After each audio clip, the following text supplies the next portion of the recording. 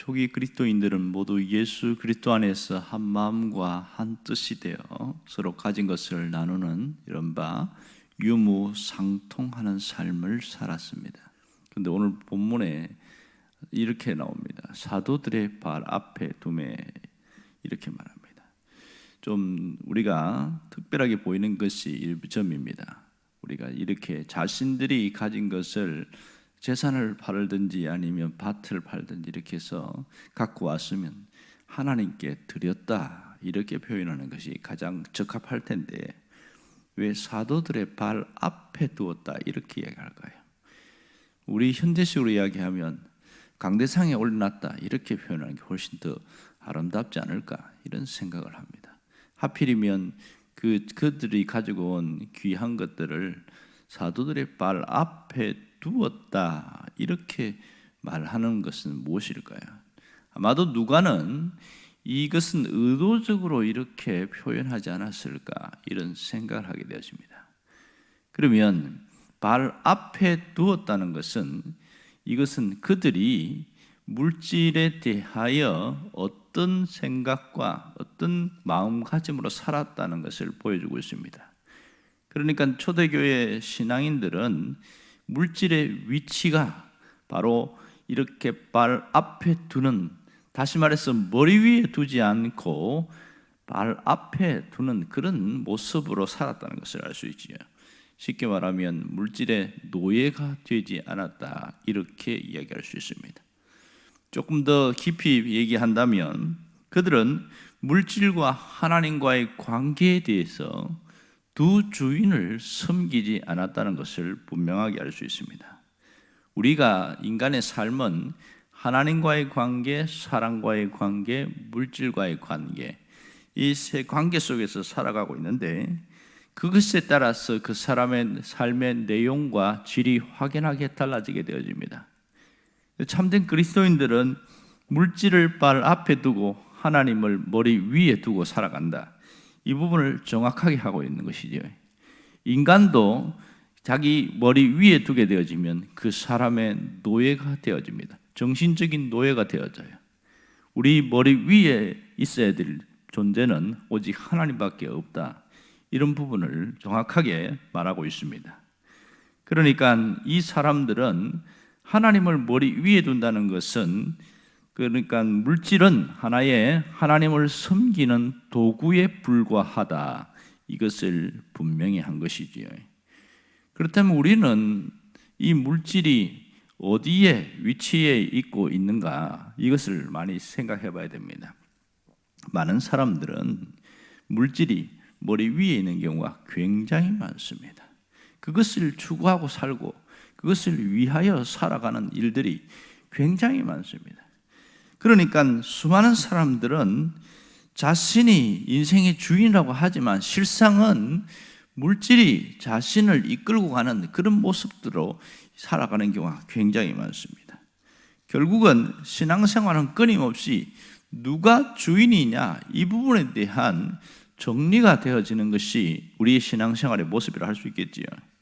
우리는 두 주인을 섬길 수 없다는 것을 분명히 알고 있습니다. 그럼에도 불구하고 많은 신앙인들이 두 주인을 섬기고 살아갑니다. 예수님은 이것에 대해서 심각하게 경고를 하고 있습니다. 마태복음 6장에 보면 주님이 이렇게 말씀하십니다. 한 사람이 두 주인을 섬기지 못할 것이니 혹 이를 미워하고 저를 사랑하거나 혹 이를 중히 여기고 저를 경히 여김이라. 너희가 하나님과 재물을 겸하여 섬기지 못하느니라. 분명하게 단언을 하고 있거든요. 여기에서 주님 말한 재물이라는 것은 돈과 권력과 명예를 포함하여서 인간이 탐하고 있는 모든 것의 통칭이다, 이렇게 표현할 수 있습니다. 정말 그리스도인들은 하나님을 언제나 주인으로 모시고 살아가는 이것이 되어져야 되는데 왜 잘 안 될까요?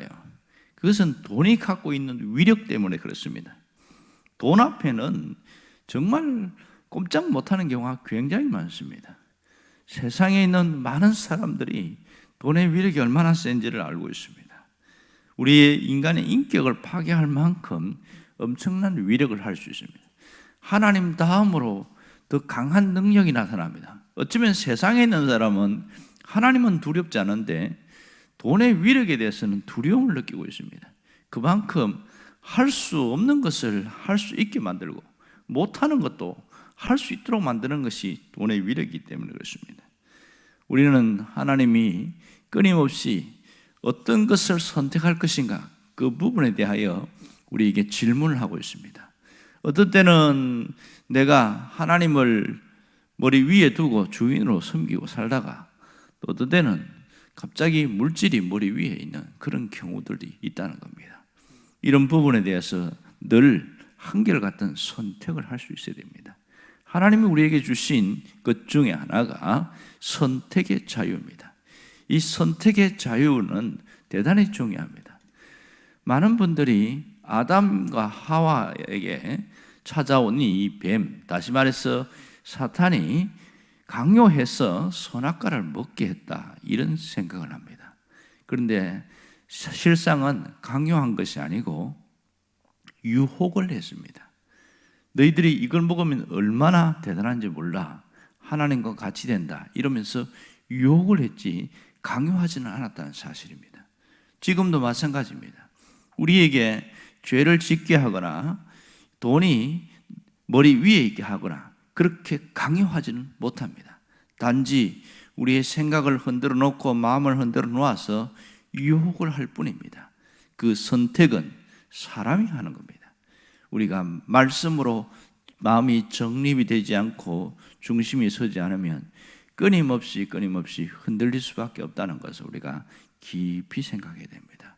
언제나 우리가 무엇을 선택할 것인가 항상 여기에 고민해야 되고 하나님 앞에서 바로 서려고 해야 됩니다. 오늘 우리가 물질의 위치를 바로 선정하는 것이 대단히 중요합니다. 언제나 하나님이 내 머리 위에 계시고 물질은 발 아래에 있어야 신앙생활이 건강해진다는 것을 알 수 있습니다.